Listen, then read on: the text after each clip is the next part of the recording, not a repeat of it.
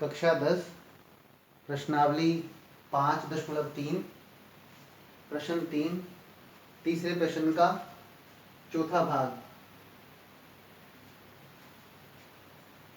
A3 तीसरा पद है 15 और S10 10 पदों का योग 125 दिया है। D ज्ञात कीजिए और A10 10वां पद ज्ञात कीजिए। सारवांतर D ज्ञात करना है और A10 10वां पद ज्ञात करना है।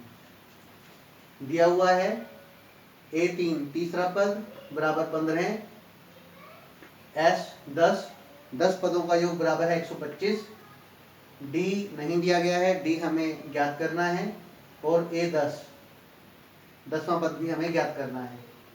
A3 बराबर है 15। किसी भी दिए गए पद के लिए हम इस सूत्र का प्रयोग कर सकते हैं, चाहे वो तीसरा पद है, पांचवा है, दूसरा है, 10वां है। A3 बराबर है 15 और किसी भी दिए गए पद के लिए फॉर्मूला सूत्र है A जमा n-1D बराबर है 15। A मतलब A प्लस n का जो मान है वो इसके अकॉर्डिंग A3 तीसरा पद है ये, तो n का मान हो गया 3, 3 माइनस 1, D का मतलब D बराबर 15। A 3 में से 1 गया 2D बराबर है 15। यहाँ पर इसको हमने बनाया है समीकरण नंबर 1। A जमा 2D बराबर है 15, समीकरण नंबर 1। इसके बाद है Sn दिए गए पदों का योग, उसके लिए सूत्र है n/2 2a जमा n-1D बड़ी ब्रैकेट क्लोज। n का मान है 10, n का मान 10/2, 2a मतलब 2a, n का मान 10 माइनस 1, d मतलब d। S10 10 पदों का योग दिया गया है। S10 10 पदों का योग बराबर है 125, इसलिए S10 के स्थान पर S10 का मान 125 लिखा गया है। 2 एकम 2, 2 पंजे 10, अब यहाँ पर 5 है। 2a 2a 10 में से 1 गया 9, इसलिए लिखा गया है 9D। 5 यहाँ पर गुणा में है, ये 5 गुणा में है। राइट साइड से जो अंक गुणा में है जब वो लेफ्ट में जाएगा तो वो गुणा में जा सकता है, लेकिन व्युत्क्रम होकर जाएगा। यहाँ पर ये 5 है गुणा में, जब हम इसे राइट से लेफ्ट साइड पर लेकर जाएंगे तो इसका व्युत्क्रम हो जाएगा, मतलब क्रम उल्टा हो जाएगा।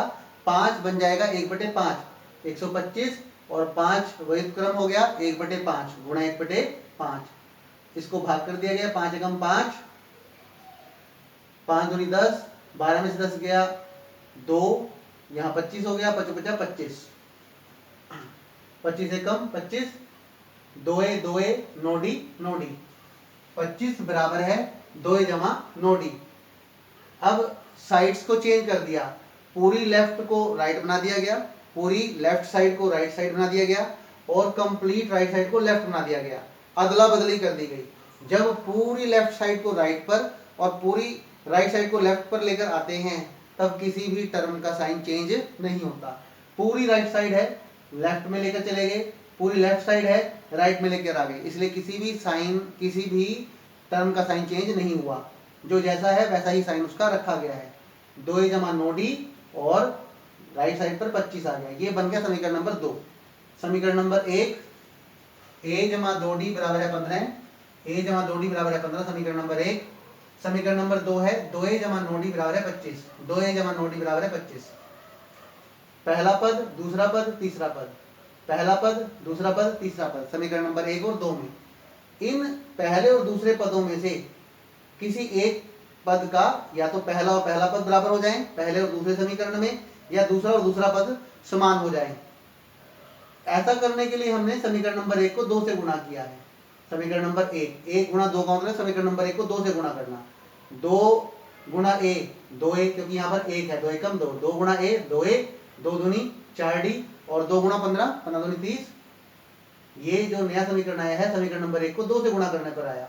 और समीकरण नंबर 2 को एज इट इज जैसा है वैसा ही लिखा गया है। 2a जमा 9D बराबर है 25, 2a जमा 9D बराबर है 25।